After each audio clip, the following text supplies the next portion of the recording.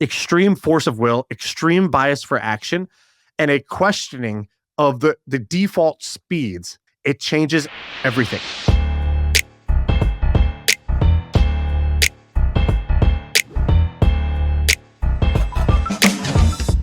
Yeah, you know I'm on this business entertainment kick where I'm looking for content that is about business, but is made to be entertaining. So it's not just like an informational video or blog post. And so there's a new show called Fight Inc. that I watched that I thought was really good. Did you see it? I saw the commercials for it. How do you get it? It's on Roku, but I don't have Roku. You just Google like watch Fight Inc. and it's Roku lets you it's on their website, but you don't have to sign up. You don't have to do anything. You just click and you just watch it. So it's very cool. I mean, they basically follow around Dana, behind the scenes and the UFC, like kind of the machine behind the show. And the UFC, just to put this in perspective, there is no off season. The UFC is 52 weeks a year. Every Saturday has to be an epic show. It's a live event with pay-per-view. It's got fighters who get injured and pull out or get arrested and now they can't fight. And there's all kinds of things that can and will go wrong. But it's like the actual epitome of the show must go on. So I wanted to share with you a couple of my thoughts watching this from a founder's point of view. So the first thing is, as silly as this sounds, I do think that Dana White is on my Mount Rushmore of startup founders. And I know he didn't technically found the UFC, but he basically did. He created the goddamn thing. He's a madman. He is a workhorse. He's a machine. And I really don't think the UFC happens if there's no Dana White. And this got me thinking. There are some companies that I will call inevitable. An inevitable company is one whose time has just come. So, YouTube today is a giant company, but YouTube's time had come. Like if it wasn't YouTube, if Chad and Steve had not created YouTube, somebody else would have created the equivalent of YouTube. Like the idea of hosting video online was going to happen. It was happening. Somebody was going to win that space. That's an inevitable idea. The momentum of internet speeds going up and being fast enough where you can now upload and download videos was going to a point where video became, and it was an obvious thing. We had Flickr for photos. We were going to have a version of that for videos. I would say that Google was an inevitable idea. The more popular the internet got, people already needed search engines and portals. Google happened to be the winner of all the search engine and portals, but there was going to be a way to search the internet. That was going to happen. So there's inevitable companies. And then there's companies that I honestly don't think, if it was not for the force of will of the founder, for the vision, the skill, and the determination of the founder, that would not have happened, or would not have happened for like 50 more years. It would have missed a whole generation of people had that person not made that thing happen. My examples that I would put here are Elon's company. So I think Tesla and SpaceX would not have happened, and would not have happened at least for another 50 years had he not made those happen. I think it required a level of insanity, self-funding, technical brilliance, determination to keep going even against the odds of failure, all of that for him to be able to pull those off. I think the UFC is in that non-inevitable bucket where if the UFC had just died, it was about to go bankrupt before Dana bought it for $2 million. I don't think that something like the UFC necessarily would have happened. Yeah, I mean, I totally agree because it wasn't like a wanted thing. It was one of those products where we didn't know we wanted. And at first, it was a freak show. Like, I don't know if you remember, one of the more famous guys who's first started fighting was this black guy who would use one boxing glove and one free hand. And he fought against like a 300-pound sumo It looks like wrestler. A creative character in a video game. All of the people look like creative characters. Yeah, there's one Hawaiian guy who is like a sumo wrestler looking guy, and he fought the dude with the one boxing arm. It's weird. And it was a freak show at first, but then it took like 10 years, and then athletes started doing it, and it became amazing. And it was condemned. Like John McCain, famously, I think in Congress or Senate or whatever, asked for every state to outlaw the UFC. He called it human cockfighting, and he was like, "This is terrible. We need to end this." And John McCain, the American hero, the war hero, was now saying this is disgusting, basically. And so Dana had to find venues that would support him, which is why, by the way, Dana and Trump are so close now, is because Trump would allow Dana to host fights at his Trump properties in Atlantic City, and so. That's why, Dana had to fight and scrap state by state, city by city, event by event, almost going out of business many times. They went $40 million in the hole before turning this thing around, turning it into a $10 billion company. Dana's got this great story. It was like during the cockfighting, like when people started saying that stuff, and he was like, well, what do you think these athletes think? And people were like, maybe they're miserable. They got to go through all this pain. And he goes, let me tell you what they think. They're killers, and they want to go out and like do something that is active. They need to get this energy out, and they live their life like they're they're in heaven. And they look at your life. You just go to work at 9, you come home at 5, you sit in a cubicle, as hell. These guys are free. This is what they were born to do and what they feel like they need to do. So if you take this away from them, you're hurting them way more than when they get in the ring. And I thought that was actually a pretty good spin on it. So one of the cool things about this show is it showed a couple of things. I'll give you the big takeaway and then some of the small takeaways. So here's the big takeaway. I said the word force of will. And I use that phrase very specifically because I think it describes a certain trait of a founder. And I try to have this. I think the best founders all have this. And by the way, this comes with some trade-offs. When you have force of will, it is as brute forcey as it sounds. It is uncomfortable to be around sometimes. You are pushing people. Maybe you're holding a higher standard. Maybe you're demanding that things are done a certain way or done at a certain speed. That does not feel good to the other people that are in the organization that are maybe used to working in other environments where they don't have that. And so there's a little story. So basically, it's like one of the big fights of the year is coming up in 18 days. And they've done everything. They've prepped all the marketing. They've got the billboard. They show them painting the billboards at night. They show them making all the marketing videos. They show them doing all the different things that go into promoting a live show. They're selling tickets, all of this. Which fight? This was I don't remember which one. There was either the one where John Jones had to pull out or there was the one where Charles Oliveira pulled out. Okay. And so 18 days before, he gets a call. Fighter got hurt. In his last round of his last sparring session, he was sparring without headgear. I think it's Oliveira. This is Oliveira. This is recent. Yeah, he gets a cut on his eye and he can't fight. So now the main event that they've sold all the tickets for, that they've done all the promotion for, that's been building up for 6 months, the main event falls through. And he's like, and it's basically him and his guy, Hunter Campbell. And they're sitting in this room and this is business as usual. Disasters are business as usual for him. And he talks about this. He goes, give me all the stress. I eat that shit up. He goes, I can take it all. And you could just see he's built up this resilience, this tolerance. Like imagine the UFC, which is a live events fighting business. It's stadiums full of people. When COVID happened, that kills the business. There was no other business. And Dana not only was a sport that survived COVID where it got shut down and you couldn't do live events for over a year. You can't just turn off a business for a year and hope it's all going to be okay. Instead, he was the first sport back. He created something called Fight Island. He created a bubble where he's like, cool, we'll test everybody. Then they get here and now everybody here is tested. Nobody comes in or out. And he found an island in the Middle East that they could do this on. And he branded it as Fight Island. They were the first sport back. It was incredible. So he was used to this. So he's talking and he's like, what if we did this fight? What if we did this fight? And the guys in the room are like, yeah, we could call them. I put out a call. He's going to call me back, whatever. And somebody walks by. They go, his manager's in the lunchroom right now. They're here. And Dana, within 0.1 seconds, just hops out of his chair. Nobody else does. Dana hops out of his chair, leaves the meeting. You see him and the camera's following him. He goes to the cafeteria. He's not even at the table yet. And he starts saying, he's like, Usman versus whoever.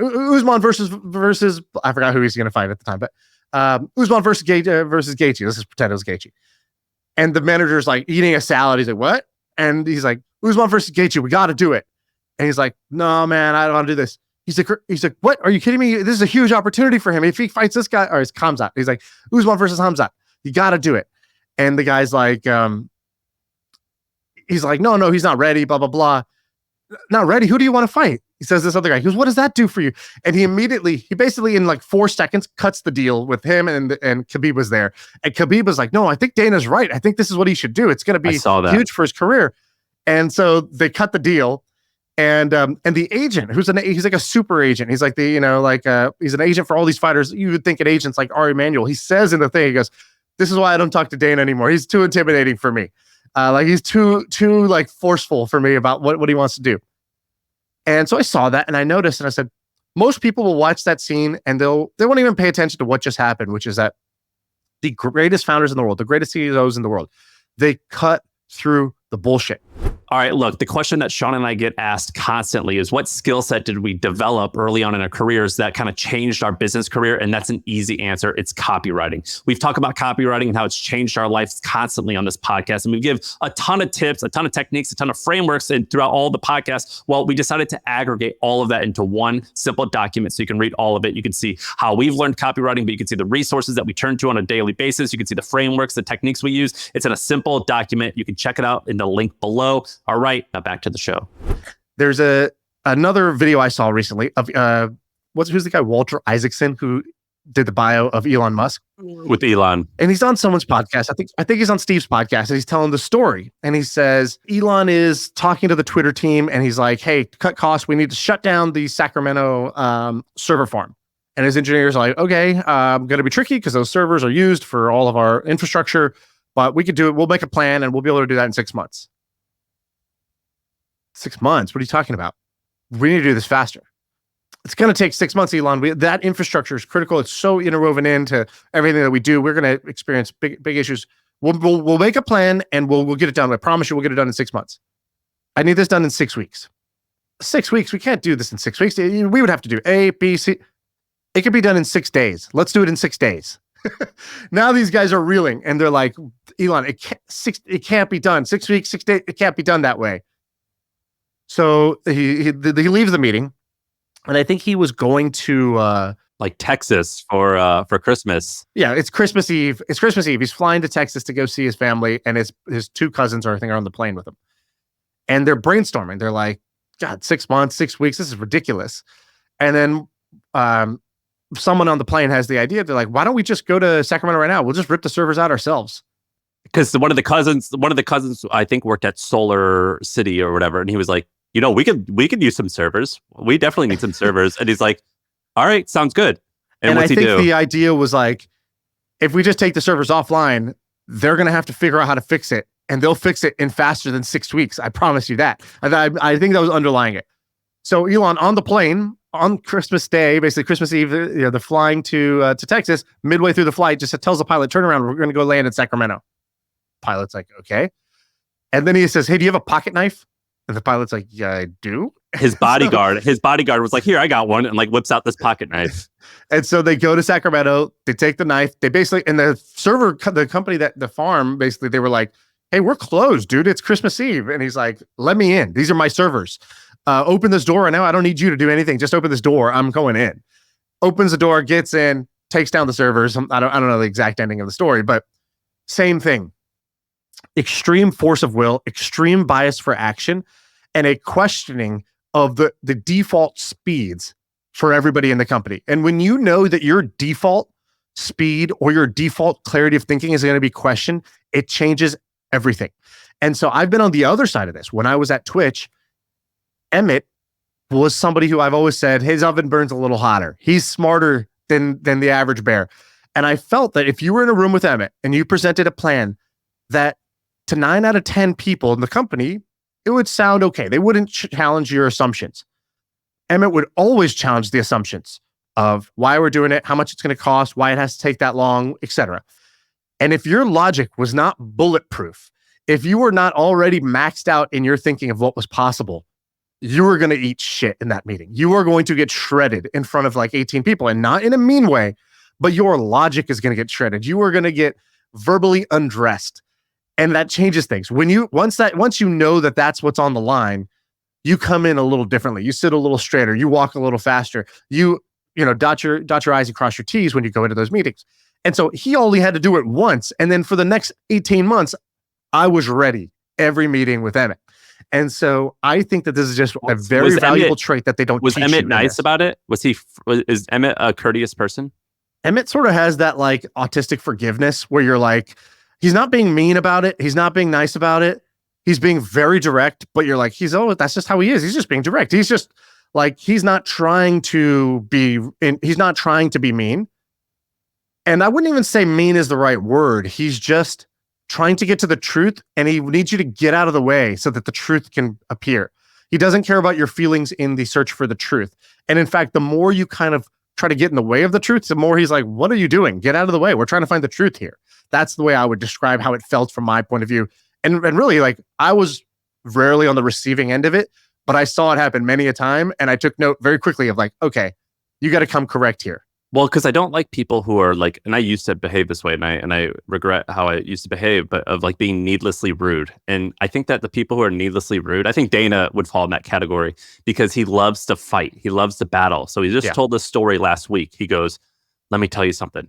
I'm going to war right now with Caesar's Palace." And they're like, "Why?" He goes, "For the last 6 months, I've been playing like Baccarat or some like casino game with them." He goes, "I'm up $17 million on them right now." He goes, "I wake up in the morning and I think, how am I going to win this war today?"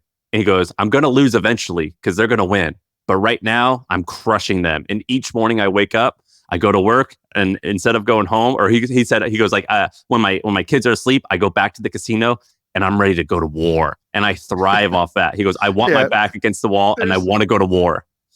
So I gotta say this because anybody who's an actual gambling degenerate, you listen to Dana's gambling story, and this is only going to apply to 1% of the audience. So I apologize for the 99% who are like, who cares about this? I care a lot about this. So his story has some holes on his gambling stuff. I would like to list some of the holes that I'd like some explanations for. I'd love Dana to come on and talk about it. He tells some of the holes. Like he tells us one time that he got too drunk and he lost. He goes, I think I lost $60,000. And I wake up in the morning and they're like, "Hey man, you owe us." He goes, "Yeah, I'll get you the 60." He goes, No. It's 6 million. Yeah. I'm not saying he doesn't admit that he loses. In that interview, he said, "I'm up 17 million on Caesars this year to date." He says, "My rule is that if I make $1 million, I walk. And if I lose, I'm willing to lose up to 6 million." Okay. Oh my God. Then he says, "I've only lost twice this year." So it doesn't add up. If you walk away when you win $1 million or you lose 6 million and you're up 17 million and you've only lost 2 days of the year and we're halfway through the year, the math ain't mathing on that one. Fourth thing, he represents himself as a like skilled gambler who beats the house. He's playing Baccarat, which is like a 50-50 push game, and blackjack where you're down 49-51. There is no skilled, like the biggest loser in the world is a professional blackjack player. I'm just going to say that again. The biggest loser in the world is a professional blackjack player because you're professional at something that is stacked against you is by definition, losing game. Secondly, you're probably really smart and could have done so many things with your life, and you chose to play a game that is stacked against you as your professional career. And third, you're delusional because there's no such thing as a professional blackjack player. That is why that is the biggest loser job in the world. Well, but the fact that he like continues to do it. I'm not saying Dana is that, by the way. Dana's job is running the UFC. Well, but just as a side tangent to any professional blackjack player out there, that makes no sense. He could be a degenerate and also a great business. He could be a degenerate gambler and also a great business. As Michael Jordan was and many others are. So what else did you learn in that documentary or that show? Force of will, bias to action, speed, cutting through the BS, I think is tremendous. And his other employees even said this, like the head of PR was like, she goes, "Yeah, work starts at 8:30. It's 6:30 right now. I'm doing my workout. But Dana just texted me saying, 'Are you at the office yet?' I told him, 'Not yet, but I'll be there soon.' And she was like, Dana's going to do this press conference." Dana's the type where once he decides he's going to do something, he's like a rhino going to do it. He's going to bulldoze through, and you're either with him on it and you're helping him do that, or you should just get out of the way. And I just thought, man, another really hard job being the head of PR for the UFC is a very, very difficult job. And that woman is with him everywhere. I forget her name, but Linda or something. She's always with him. And what you'll notice is they do the press conferences after the fight in New York time. It's like at 2 a.m. And then you'll see them Monday in France for another press conference. Right. They work their asses off. Yeah, 100%. Let me tell you. All right. So we talked about a company on here a bunch of times, but I actually just met the founder. So I'm going to do a little bit of a repeat. But remember how we talked about 29029, the Everesting thing?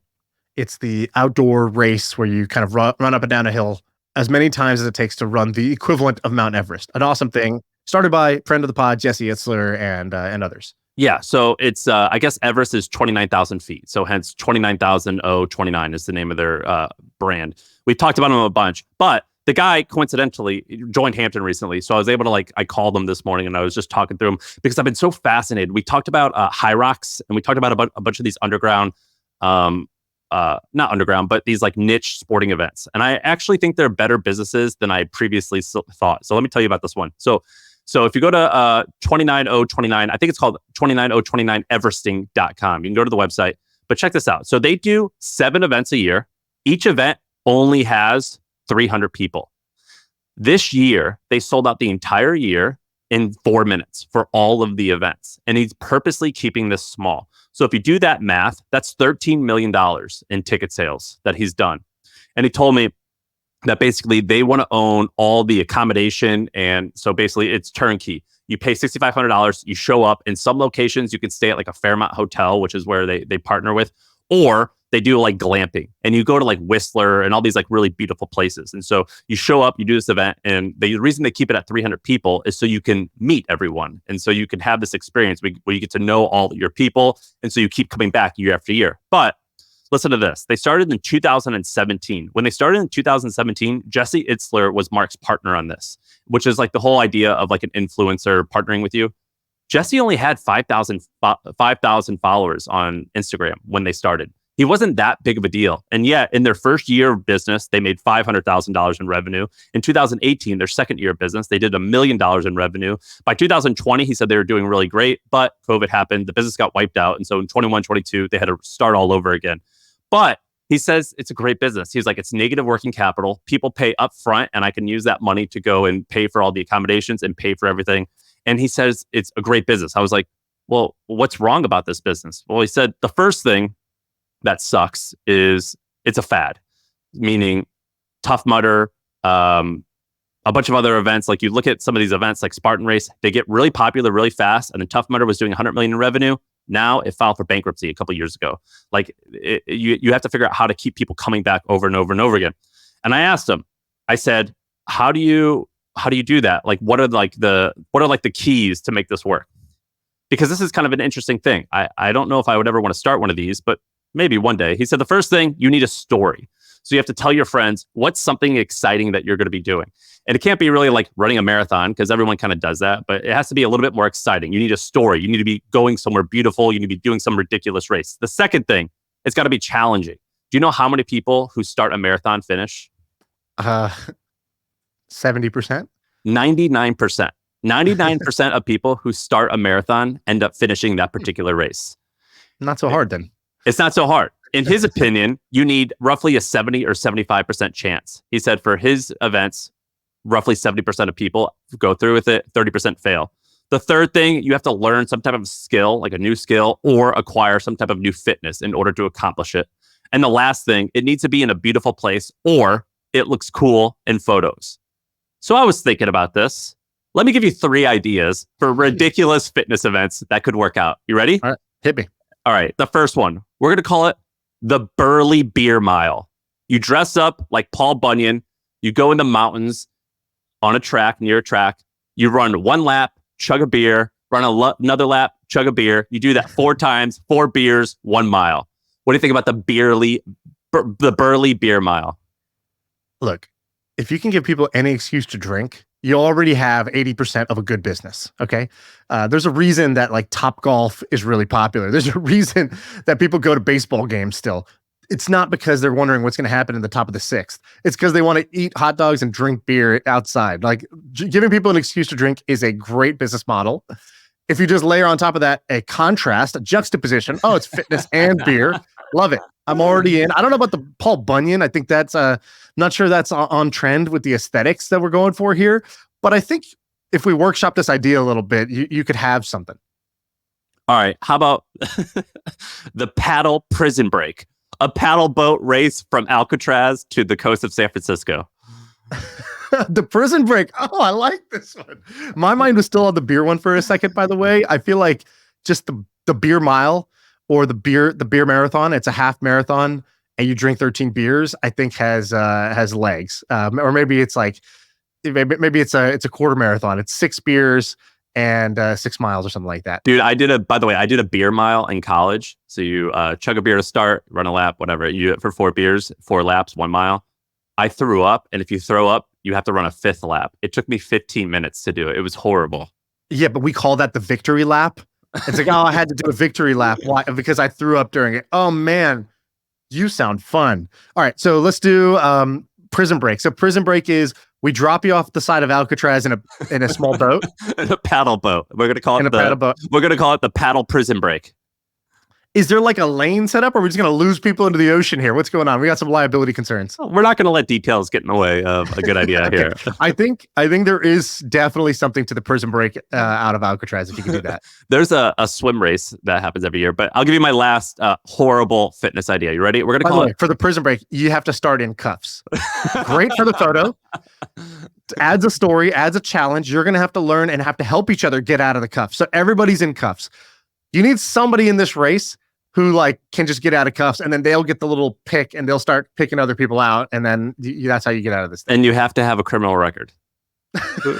In order to get invited, you must have to have at least a just get class like B misdemeanor. a little gold patch on the shoulder. If you actually have a felony or misdemeanor, Yeah.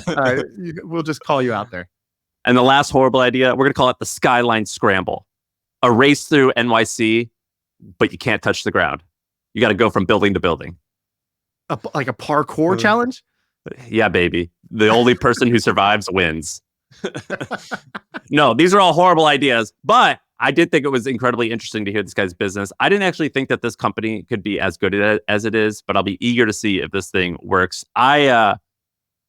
Dude, I think these types of experiential businesses, I remember when I ran a conference, it wasn't the same thing, but like having a thing that you work towards and then all the people come to, it was a very fulfilling thing to do versus just being on the internet all the time. It felt nice to meet your customers and things like that. It was pretty awesome. So you didn't give me the heads up about this, but I'm down to workshop a few ideas live for you here if you'd like. All right. What do you got? When you were thinking of these, how did you put yourself in the mindset to even come up with these ideas? What got you going? Well, they're not very good ideas. So, so whatever mindset I was in, I would say avoid that. All right, we're gonna go with maybe nostalgia. So, the Boston Rover. It's Red Rover. Remember that game, Red Rover? But with just all the people in the city of Boston. As many people as can show up, get on one team, and we're playing Red Rover. Just a citywide hide and go seek. A citywide hide and go seek, exactly. It's not really fitness at this point. No, it's children's games I've gone into.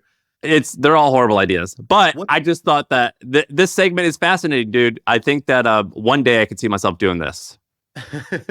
Yeah, to make one of these. Yeah. They seem awesome. It's like the you know how we talked about like viral food. It's like how do you make your restaurant go viral? Well, you need like some type of food that's either oversized or extra small, or is a different color, or it's typically a side. For example, cookie dough. You make it the main. Yeah, it's like cookie dough. You make that the main thing. Or you mash up two things that don't go together. Or you mash up two things yeah. And I'm like, what could you do for fitness? And I thought it was interesting. I think it's that same idea. By the way, speaking of beautiful settings and doing races in memorable places, where should people be racing to right now? I think they should race to wander.com/MFM. Why should they do that? Well, it's actually a pretty good deal here. So if you go to Wander right now, Wander is a place where you can go rent beautiful luxury vacation experiences. I'm booking one right now. Actually, I have my assistant working on it this morning. So if you go to Wander, they're doing a special deal for MFM people, which is that if you go to wander.com/MFM, you download their app, sign up. You don't have to book a vacation or anything. You are automatically entered into a luxury vacation getaway on behalf of us. And so they're going to be giving away a stay to one listener, which is amazing. Your odds are actually pretty good. This podcast's not that popular. It could be you. There's maybe 1 in 100 chance. Who knows? So go ahead, download the app and enter to win. And if you download the app, you'll also get $300 off your next stay. So you get a discount and you get into the giveaway. But check out Wander. Dude, I was looking at some of these properties. The problem I have with Wander, I got a bone to pick with Wander, which is the pictures are so good that I started booking vacations to places I don't even want to go. I just like normally you're like, I pick a city and then let me find a place to stay. Here I went and I was like, dude, this house is sick. I guess I'm going to Naples.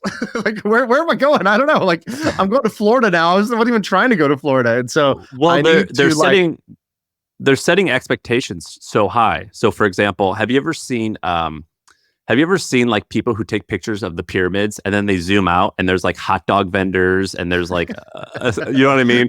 Instagram versus reality type of I'm thing. like, these photos are so freaking good. If they zoom out, is there going to be like a trailer right next to the home? Like, how are these so No, awesome? dude, I've had people who use these for like corporate offsites because like some of these places are pretty baller. So they use it to like there's like one in Sonoma I know my friends did for a corporate offsite. And they were like, no, it was sick. It was amazing. There has to be, I mean, these photos look so good that it has to be some version of like shoot for the stars and you still land on the moon type of thing. But yeah, if it's anywhere near as good as it looks, I'm very excited. You have on this document the difference between running a business for growth versus EBITDA versus cash flow. I'm interested. You got my attention. Yeah, this is a CEO school, tactical session. When you were running the hustle, did you, obviously all of these things are good. You want growth, you want EBITDA, you want cash flow. The problem is when you want three things equally, you usually get none. So there generally in any business at any point in time tends to be some order of priority. When you were at the hustle, which of these did you focus on? And was there ever a shift in, oh, now we're focusing on this instead of this? I didn't run the business long enough. You know, we sold like 4.5 years in to make the shift, but it was for the longest time, it was revenue was the number one priority, followed by cash flow, followed by profit. And so what I wanted to do was double revenue every year. So I think we went from like 500,000 in revenue to 2.2 to like 5 to 12 or something like that. And we didn't make a lot of profit along the way. I think the year we sold, we did maybe $1 million in profit, but our cash flow was high. So I was able to add like $2 million to our bank account. And explain to somebody who's like, wait, how do you have $1 million of profit, 2 million of cash flow? How does that work in a business like the hustle? So I'll give you guys a really easy example. So we had this thing called trends. It was $300 a year, but for the sake of this conversation, let's just say it was $1,200 a year. And if a customer paid up front, let's say they paid me on June 1st, $1,200 for an annual subscription, my cash flow was $1,200. That's how much my business accepted into our bank account. But the way that GAAP accounting, generally accepted principles of accounting, the way that works is that $1,200 was really only $100 in June, $100 in July, and $100 each month.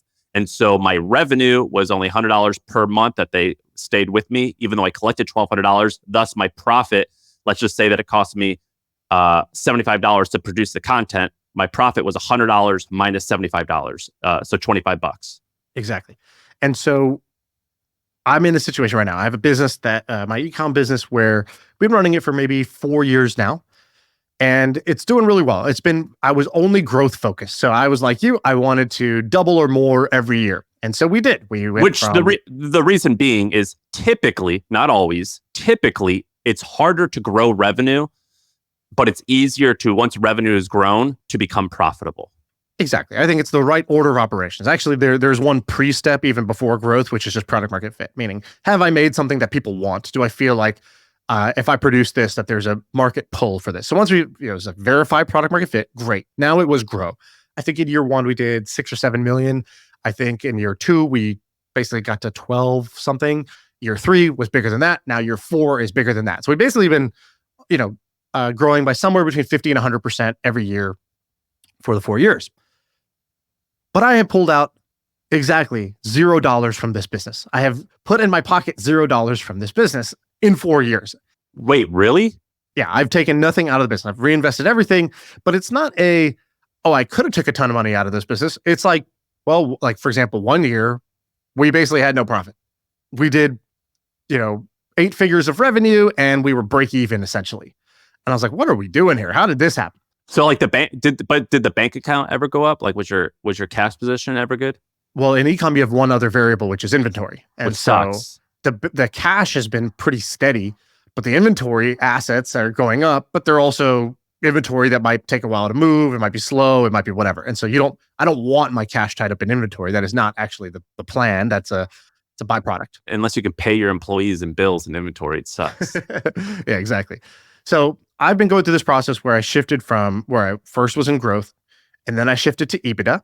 And so that required a certain set of skills. So I'll share with you some of the lessons learned shifting to EBITDA first. So we've successfully shifted to EBITDA. And so EBITDA being earnings Profit. before interest, tax, amortization, and depreciation.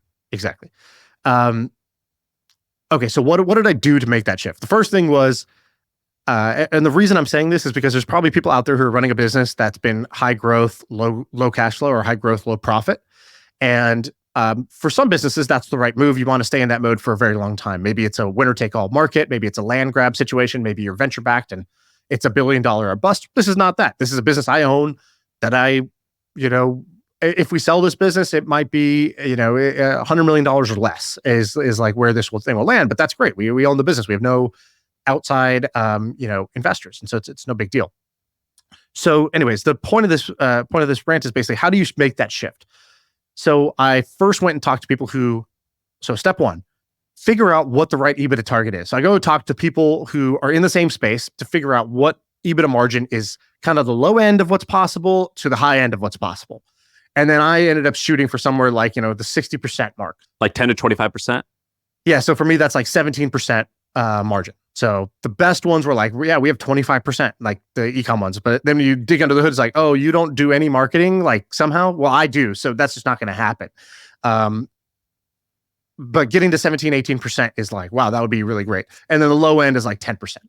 So that's the first thing. Then create like what I call an EBITDA budget.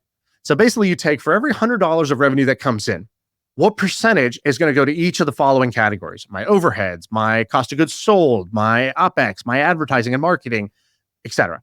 And so you create an EBITDA budget and you basically say, where does the dollars flow today? So you do a last 12 months look back, say we're on average every month we're spending 5% of revenue on overhead and 12% on in the e-com case, maybe it's shipping and fulfillment, whatever. So you create a current status budget. And then you say, well, in order to get my margin, I need to find, 8 points of extra profit margin somewhere. So where's it going to come from? And so you start to basically pull calories from these different departments. All right, marketing, you're going to have to give me 2 points here. And shipping, you're going to have to find a way to cut off 1 point. And you basically find the extra 8 points of margin that you're going to need. And that stuff is, it's not hard to do it in a spreadsheet. It's really hard to track it on a weekly and monthly basis to make sure that it's really hard. So once I did that, now it's time to communicate. So step 3, communicate the plan relentlessly. So I then go to the leaders of the company. I say, hey guys, forget everything I said before. Now this is what matters, right? We still want to grow, sure. Secondary priority. First priority is we're going to grow EBITDA. What's EBITDA? Where are we tracking this today? So I'll show them, hey, here's what it is. Here's what it needs to be. Here's how we get there. And here's the cadence of how we're going to track this. And now I put the onus on them. I said, you need to find me 1 or 2 points of margin in your department, or you need to find me 3 points over here. How are you going to do it? So come to me tomorrow or in 2 days with a plan of how you're going to get that extra margin. And also, I want you to create a report that tracks this, the sort of, if you're a cost center or you're a profit center of the business, you need to create a little dashboard and you need to show me how you're going to basically update that every single week or every single month. So we do that. And every single month I start hammering people on this. And then the 4th step is tie their incentives to it. So I go to my CMO and I say, great, last year your bonus was based on revenue. This year your bonus is based on EBITDA. Do you want and by the way, I'll actually increase your bonus. We'll remove the cap. You can actually get a bigger bonus if you're able to get even bigger EBITDA. So now it's on you to figure out how that happens. But if we don't hit our EBITDA targets, you get no bonus. Okay. So now incentives are aligned to achieve that thing. And so those are the first 4 steps. Last step, which is basically actually go do the thing over and over and over again. Somebody gave me some great advice along the way. They go, oh, you're in EBITDA mode? Yes, called spring cleaning. So here's what you're going to do. You're going to go and you're going to say, there's got to be some low-hanging fruit. You're going to go and you're going to find a bunch of SaaS subscriptions that you should cut off. You're going to find this agency you're paying too much and realize, we don't need that agency, whatever it is. And you're going to feel like, cool, we cut the costs. Schedule a calendar reminder. In 30 days, you're going to do the exact same thing again. Yeah, man. And you're going to feel like, well, we already cleaned it out. But it's just like cleaning a house. You first clean out the surface level mess. Once that's gone, now you start to realize, oh, wait, we never actually dusted this area, or this closet is actually stuffed. Well, now let's start to unpack this closet. And so we've done, I would say, 3 or 4 of these spring cleanings now this year, and it's only 6 months into the year. So I've done it at least 3 times, maybe 4. And each time We go and we unearth more stuff. And you can't do it every day. That's not the right way to focus on it. But like, on a monthly or every 2 months basis to go back through and say, all right, let's trim some more fat. Where's more fat? And inevitably you will find more things. But and why, it's not a sexy... why are you going after EBITDA? Because I'll mention this a little bit, but if people rag on me, I'm not like incredibly well versed, but I've been looking into like EBITDA might be bullshit. Like, so there's this thing called GAAP, generally accepted principles, whatever. It's like what we all like abide by. There's a lot of bullshit in there. Why EBITDA versus cash flow? Cash flow also works. Cash flow required me to do a second big project. So the second big project was, okay, where's that cash going? Why doesn't the cash go in my pocket? Oh, the cash goes into inventory. And so separately, we did this, like after I did the EBITDA cleanup first couple months, I said, okay, great. Now the EBITDA is great every month, but my bank balance is not going up proportionate to the EBITDA. And so first 3 months of the year, we killed it on EBITDA. Awesome. Where's the money going? Oh, it's going into inventory. How do we get our inventory levels to be right size so that this cash flow flows to the owners of the business and not to the warehouse?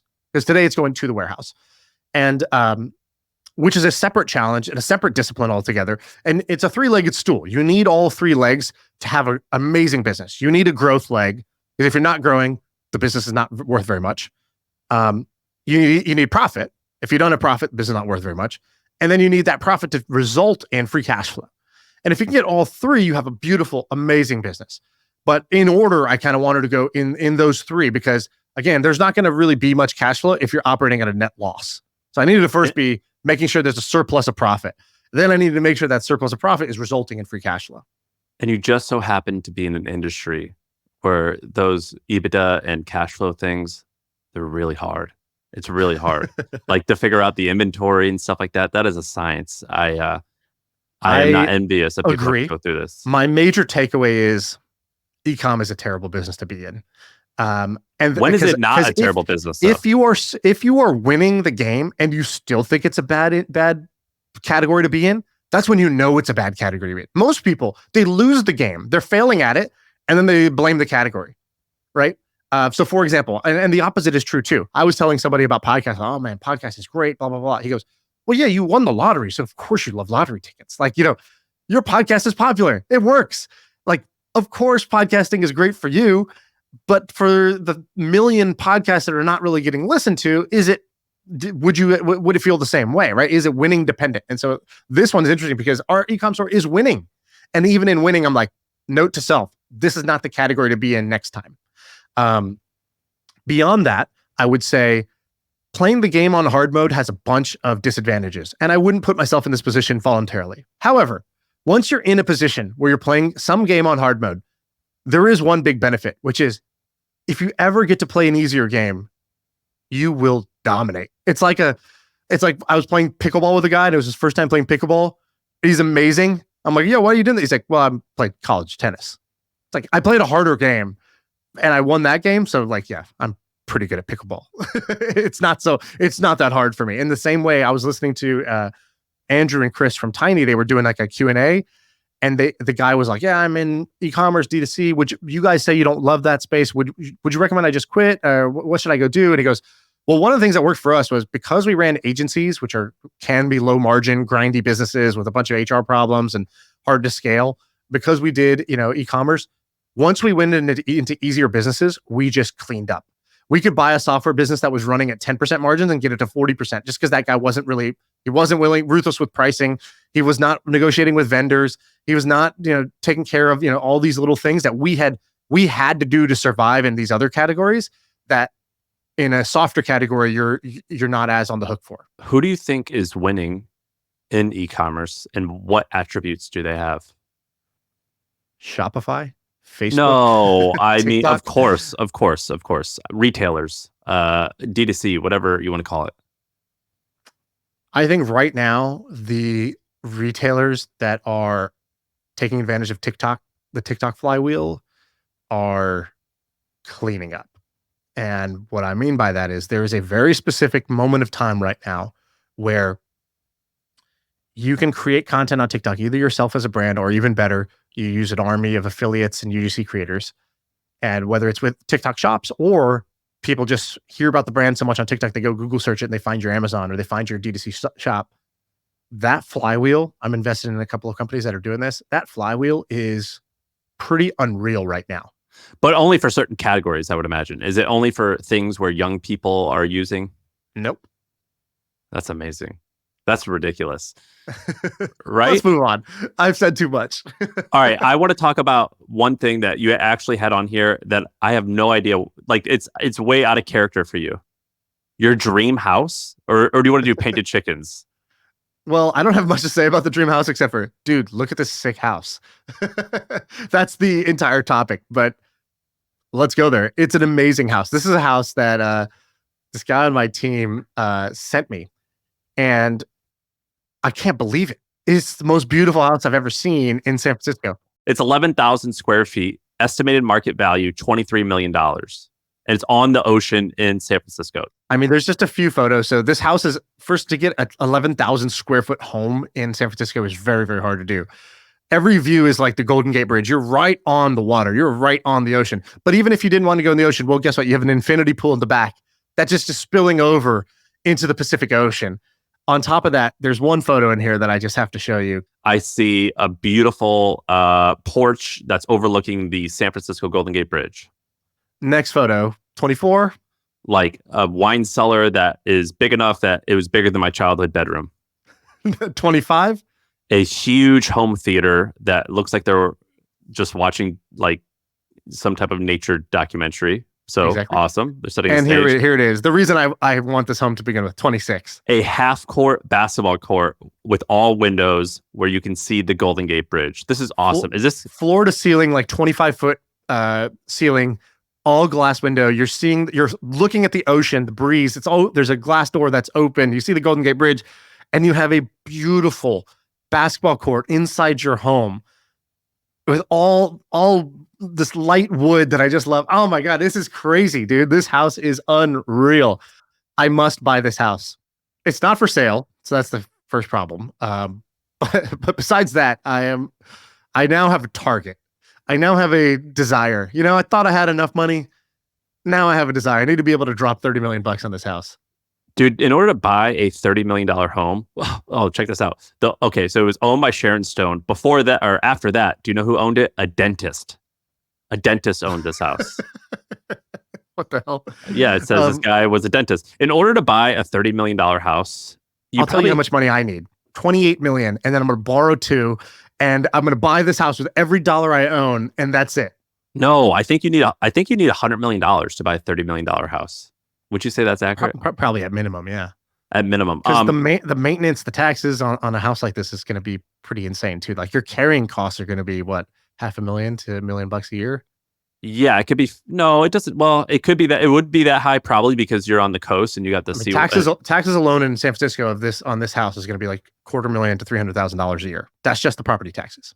So all the maintenance, all the insurance, all the cleaning, all that stuff on top of this thing is got to be at least another $250,000. So at least $500,000. Yeah, that's insane. That's insane. It's a sick house. The last thing I wanted to ask you about, you said you wrote some essay. Yeah, your boy's getting his Paul Graham on. I started writing essays. Why?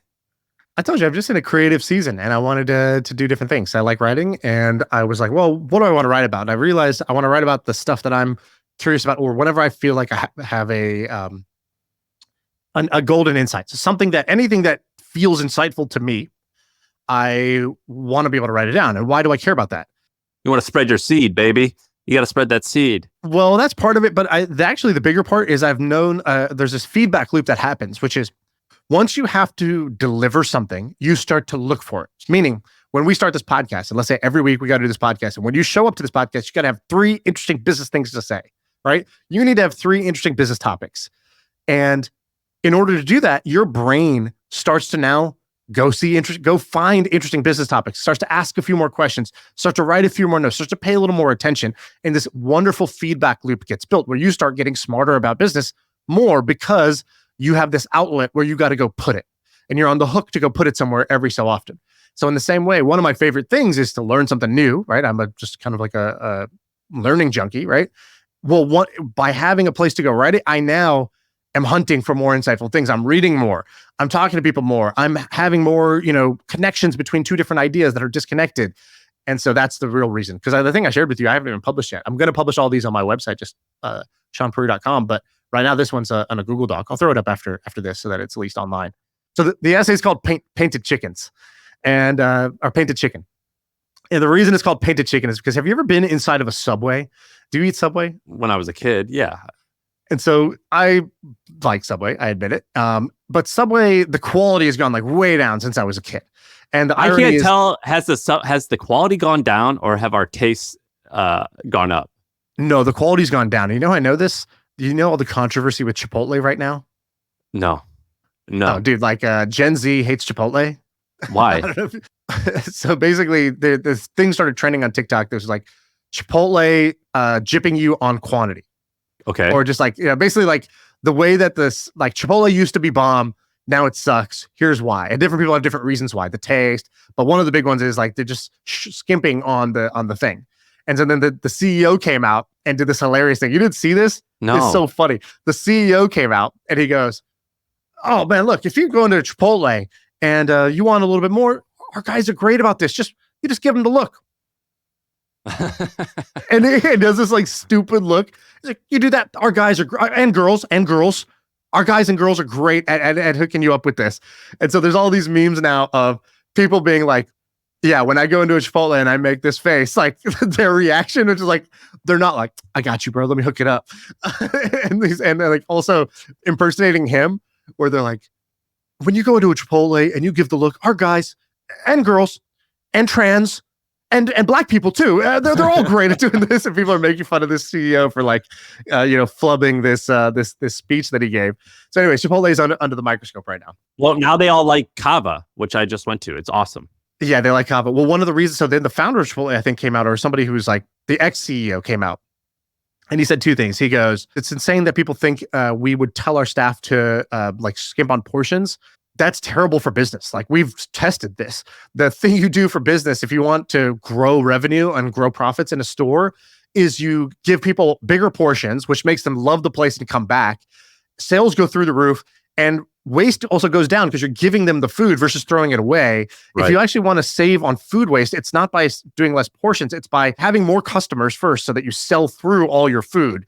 That's the way you reduce food waste. It's not by skimping to customers and then they don't come back because they're angry, right? He's like, that would be counterproductive. The second thing that came out was the guy said, basically when Chipotle had all those E. coli scares, they had to change their whole supply chain. I don't know if you remember this. Like there's a couple years ago where like 2-3 times, like whoops again. Oh, E. coli again. Sorry about that. So they changed all of their operating procedures. So what they used to do was in the store in the back, that's where they would, chop the veggies right there. They would do whatever.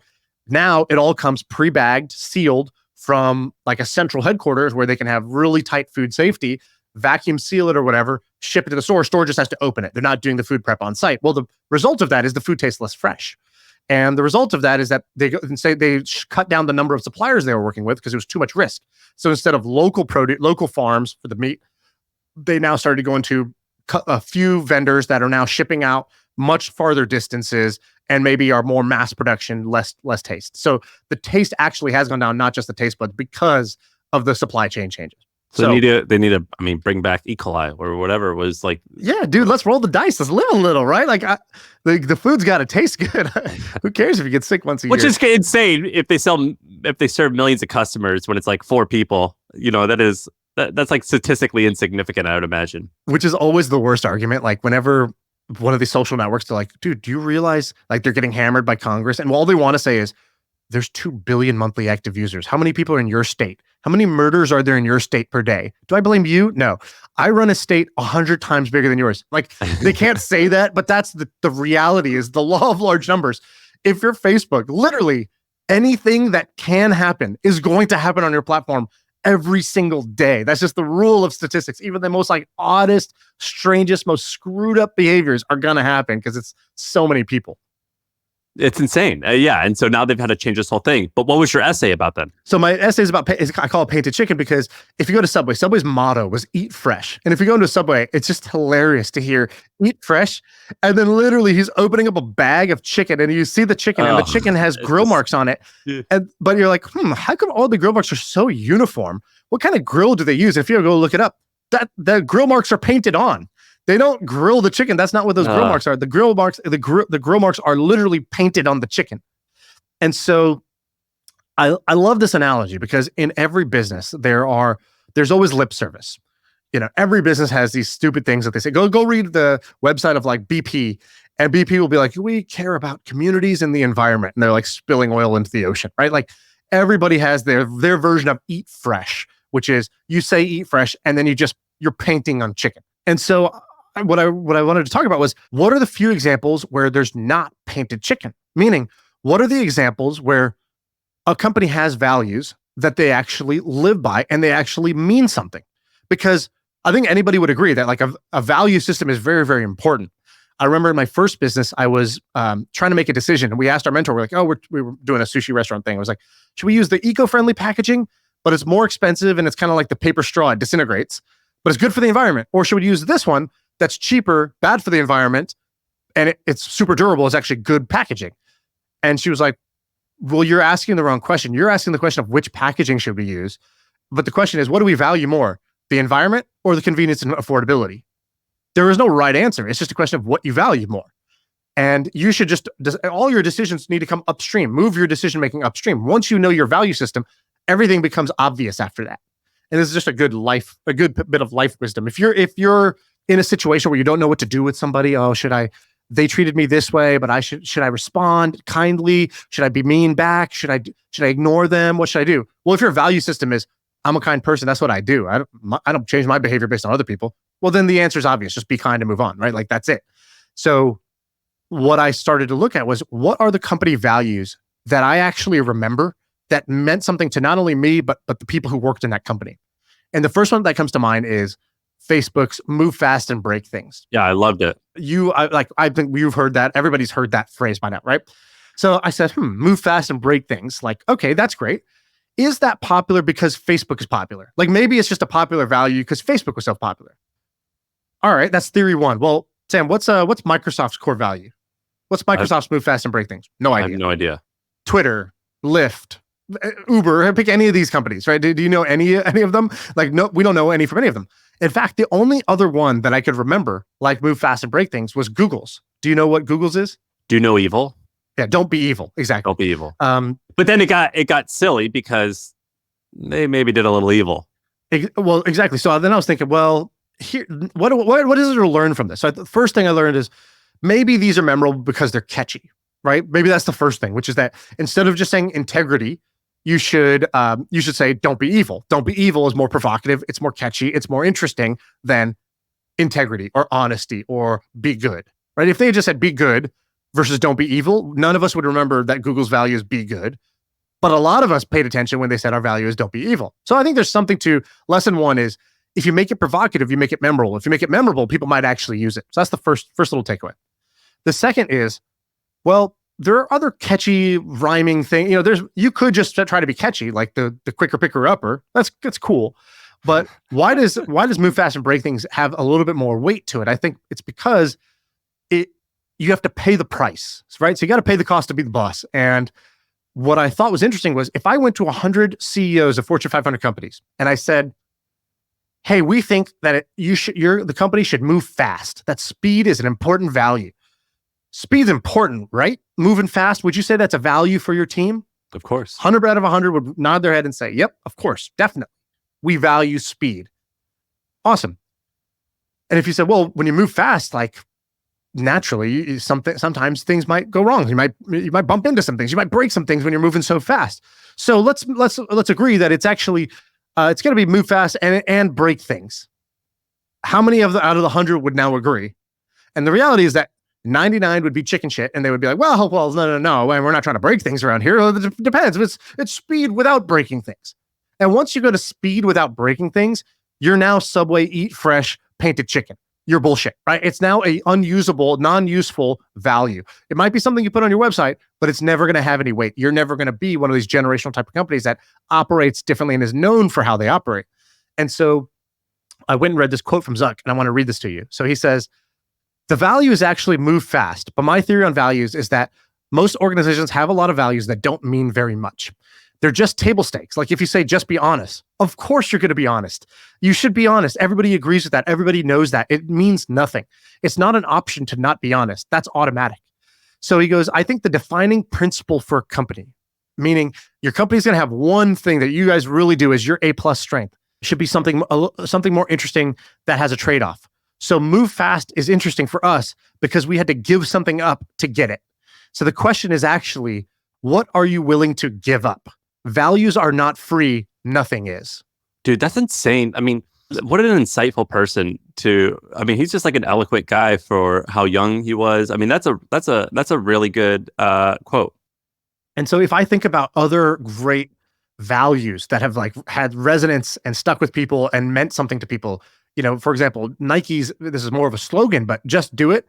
If you think about the phrasing of just do it, is Nike's just do it as powerful if it just said do it or do things?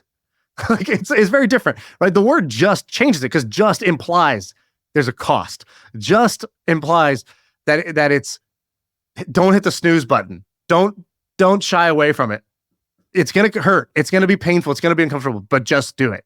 And so I thought there's something to learn in that. That's kind of inspiring for me. So my essay was basically, if you want your culture, your values to mean something, and my friend Siki has this great phrase. He said, culture there's many ways to define it, but the best way is, what do people do when the boss isn't around? I love that. I thought that was pretty powerful. It's your default behavior. And if you want your default behavior to mean something, to be different, to be a defining characteristic of your company that is different than the way other companies in your space operate, here's the 3-step formula, which is you choose one thing, not 10 things. So for Facebook, it was moving fast. For Apple, it's thinking differently. For Nike, it's action. Then you make it real by acknowledging the cost or the trade-off. And lastly, you make it catchy. You make it provocative. You phrase it in a way that's going to turn heads. So that's my essay called Paint the Chicken. First, that's awesome. Second, while you're on this little like value-driven, mission-driven company quest, have you heard of this company called Brunello Cucinelli? You probably haven't because it's not your shtick. But they make opera singer. Who is that? No, it's this Italian company that makes really expensive cashmere clothing, and their most famous thing is like sweaters. So it's I'm wearing a free T-shirt made out of 100% polyester from a YouTuber, bro. Yeah, that's why I knew it wasn't your shtick, but it's not my shtick either. But it kind of is becoming it because I like it so much. But Brunello Cucinelli, the founder, started it because he was like an expert at, I guess, cashmere. Like he was, I don't know what the term is, but he knew how to put together clothing. And he basically was like, my dad worked his ass off. He was working 7 days a week, and I wanted to create a humane workplace. And so we're going to do that by creating these amazing sweaters where we hand stitch and it's done perfectly. What do you say? It's done beautifully. And he makes these really high-end sweaters, and the clothing is great, whatever. But what's more interesting is this guy, the founder. And I just saw that someone shared this photo of his schedule. 6 a.m., wakes up at his countryside home, slowly gets dressed, goes to the office at 8:30. And then he says, at 1, I walk home for lunch. Then I take a 30-minute siesta. At 3 o'clock, I go back to work. At 5:30, the whole company stops working and takes the late afternoon walk because we believe that rest is super important to being soulful, and personal studies is important as well. He has light supper at 8 p.m. And then from 9 p.m., he heads out to the cafe to meet friends where they discuss politics, philosophy, religion, and other subjects late into the night. And I was like, is this guy legit? Is he the real deal? He is. So this company, this sweater business, it's a publicly traded company. I didn't realize that. It's a publicly traded company with a market cap of like $4 billion. He's building his company to build a great workplace and to create great products, not to make money first. And it just, because of that, I want to give him more money and he's going to make more profit. Yeah, I'm on the website right now, and it's, just from a swipe file, like, there's so many little things that they do in their brand and marketing that is completely congruent with everything you just said. One of the great marketing lessons I learned a long time ago was somebody said, yeah, it's got to be epoch. I was epoch. What's epoch? EPOC. They said every point of contact. So they said, once you decide what you're all about, every point of contact, meaning when somebody hits you if you're all about luxury, but then your customer service hotline is like some janky old web form, it's not every point of contact. Like I'm looking at, for example, one of the little GIFs on the site for, he's just like, go click on the sweater section or whatever. It's this guy, and it's a model, but the model, he's peeling an orange and he pops like an orange slice into his mouth. He's just kind of wandering. He's like walking a little slightly aimlessly. He's just sort of like, he's chilling. He's not trying too hard. He's enjoying himself. He's right by the water. And I'm like, man, the creative direction to say, because, you know, normally what you said is you have the founder who's got their beliefs. Then you have the revenue team that's trying to jack up revenue and they're adding pop-ups on the website, try to make it like, you know, improve conversion. Then you have the creative director who's not even invited to the meetings and they're trying to do one thing over here and it is not congruent at all. And people, whether they can see it or not, they feel it. And you could feel when something is congruent. It's the same reason that the Apple Store looks the way it does and the iPhone looks the way it does, and the packaging looks the way it does, and the commercials look the way they do. It is congruent when it's done well as a brand. But it's very rare to see that, to be honest. Yeah, these guys are on top of it. Now, I like them. I don't know if I want to spend, like, I'm looking at $1,500 for a polo. I don't know if I'm there yet, but I'm definitely thinking about it. Maybe I'd buy a $2,000 sweater, but like everything they have is high end. Like it's one of those. I think he wants to attract a good customer, and I think he's repelled me successfully. I would not be a good customer of this. But you know what's cool? You've said his schedule, light supper. Light supper. I don't think I've ever had a light supper. I'm eating heavy dinners over here, and I just realized just changing the words. If I just change my words, I said, okay, what am I going to have for my light supper tonight? I bet that would fix my diet. Just that one, you change your words, you change your life. I bet you if I just changed that one word, light supper, it wasn't even in my goddamn vocabulary until just now. Yeah. Thank you. I'll be taking that. Is that it? Is that the pod? That's it.